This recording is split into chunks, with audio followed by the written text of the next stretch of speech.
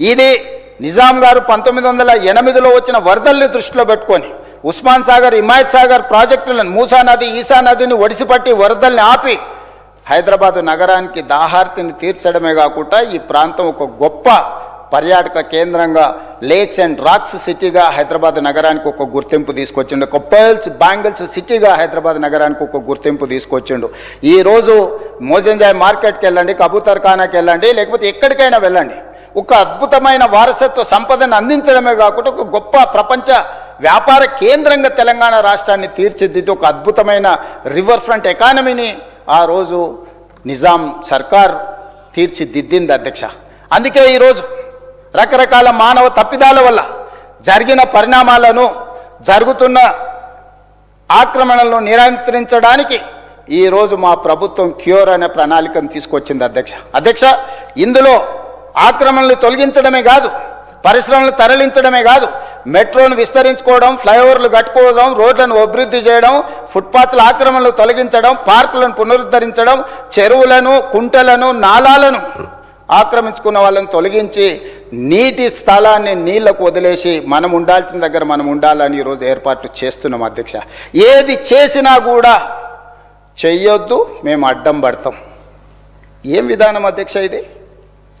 ఇది ఈరోజే లేదు, ఇప్పుడేం ఆశ్చర్యపడాల్సిన అవసరం లేదు అధ్యక్ష. దేవతల సమయంలో కూడా దేవతలు యజ్ఞాలు, యాగాలు, ప్రజల యొక్క యోగక్షేమాలకు చేసినప్పుడు శుక్రాచార్యుడు తెలుసు కదా అధ్యక్ష, రాక్షసుల కులగురువు, ఆయన శిష్యులు ఇద్దరు ఉన్నారు, మారీచుడు, సుబాహుడు అని. వాళ్ళు యాగాలు చేసినప్పుడు రక్త మాంసాలు, వీళ్ళేమో యజ్ఞాలు, యాగాలు చేయడానికి నెయ్యి పోసి అన్ని మంచి పనులు చేస్తుంటే వాళ్ళు పైనుంచి రక్తాన్ని, మాంసాలను పోసి యజ్ఞాన్ని, యాగాలను భగ్నం చేయాలనే ప్రయత్నం చేసిండ్రు అధ్యక్ష. చివరికి మారీచుడు, సుబాహుడు ఏ విధంగా పోయినరో మీకు తెలుసు. రావణాసురుడి మామనే మారీచుడు అధ్యక్ష.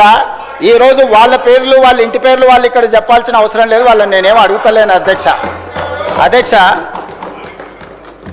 ఇద్దరు బావమరుదులు ఉన్నారు అధ్యక్ష. బావ కొంచెం హుషారు, బావమరుదు కొంచెం మన ఊర్లలో ఎడ్వాడు అంటారు చూడు, అట్లా అన్నమాట. ఇద్దరు కలిసి అడిగిపోయారు ఇలా విహారయాత్రకు పోదామని. ఆడ పులి తన పాటికి తను నీళ్లు తాగుతూ ఉంది. బావ తెలివికల్లోడు కదా, రాయి తీసుకొని రాయి కొట్టినోడు సెట్ ఎక్కిండు పులి వస్తుందని. బామార్ది నేను కొట్టలే కదా నన్నేమంటుంది, కొట్టినోడు సెట్ ఎక్కిండు వాడినే కరుస్తుంది అనుకోండు, కానీ పులి వచ్చి బామార్దిని తినేసింది అధ్యక్ష. ఈ రకమైన పరిస్థితి తెలంగాణ రాష్ట్రంలో ఉంది అధ్యక్ష. అందుకే బామార్ది బావని నమ్మిండు అనుకో, పులి తింటుంది అధ్యక్ష.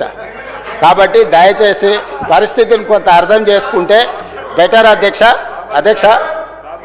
ఏదేమైనా అధ్యక్ష, క్యూర్లో ఈరోజు మనం ప్రణాళికలు తీసుకొచ్చి ఈ క్యూర్ని ప్రక్షాళన చేసుకొని దీన్ని కంప్లీట్గా సర్వీస్ సెక్టర్గా చేసుకోవాల్సిన అవసరం ఉంది అధ్యక్ష.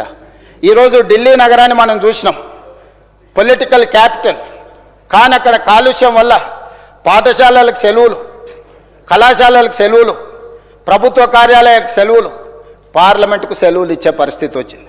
ప్రజలు నివసించలేని పరిస్థితికి ఈరోజు ఢిల్లీ నగరం చేరుకున్నది. ముంబై ఫైనాన్షియల్ క్యాపిటల్, కానీ ఒక్క వర్షం వస్తే అతలాకుతలమైపోయి ఒక ఇంచు కూడా కదలలేని పరిస్థితి. ఈ రోజులో ముంబైలో పెట్టుబడులు పెట్టేవాళ్ళు, పెద్ద పెద్ద ఫైనాన్షియల్ ఇన్స్టిట్యూషన్స్ ఈరోజు అక్కడ నివసించలేని పరిస్థితి. ముంబై పరిస్థితి కూడా ఈరోజు చేయి దాటిపోతున్నది.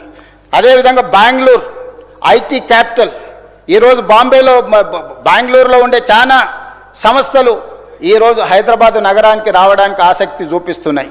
ట్రాఫిక్ జామ్లు ఎట్లున్నాయో మీరు చూసిండ్రు, పొల్యూషన్ ఎట్లుందో మీరు చూసిండ్రు. అదేవిధంగా చెన్నై వర్షం వస్తే అపార్ట్మెంట్లకి, ఇళ్ళకి నీళ్ళు వచ్చి పడవల్లో తిరిగే పరిస్థితి. ఈ 4 మెట్రోపాలిటన్ నగరాలను చూసిన తర్వాత హైదరాబాదు నగరాన్ని మనం రక్షించుకొని, కాలుష్యం నుంచి కాపాడుకొని, మారుతున్న వాతావరణ పరిస్థితులను అంచనా వేసుకొని, కోవిడ్ తర్వాత జరిగిన విపరీతమైన పరిణామాలను, క్లైమేట్ చేంజెస్ను అర్థం చేసుకొని హైదరాబాదు నగరాన్ని పునరుద్ధరించుకోవాలనుకున్నాం అధ్యక్ష. అందుకే మూసీ నది ప్రక్షాళన చేయాలని ఒక బృహత్తరమైన కార్యక్రమాన్ని తీసుకొని ఈరోజు ఆక్రమించుకున్న చెరువులను, ఆక్రమణలు తొలగించి, అది బతుకమ్మ కుంట కావచ్చు, బతుకమ్మ కుంటను ఆక్రమించుకున్న వాళ్ళు ఎవరో మీకు తెలుసు. విమానంలో పూల జల్లులు కురిపించుకున్నది ఎవరో మీకు తెలుసు అధ్యక్ష. నేను చెప్పాల్సిన అవసరం లేదు. బతుకమ్మ కుంట దగ్గరకు పోతే లేకపోతే అక్కడ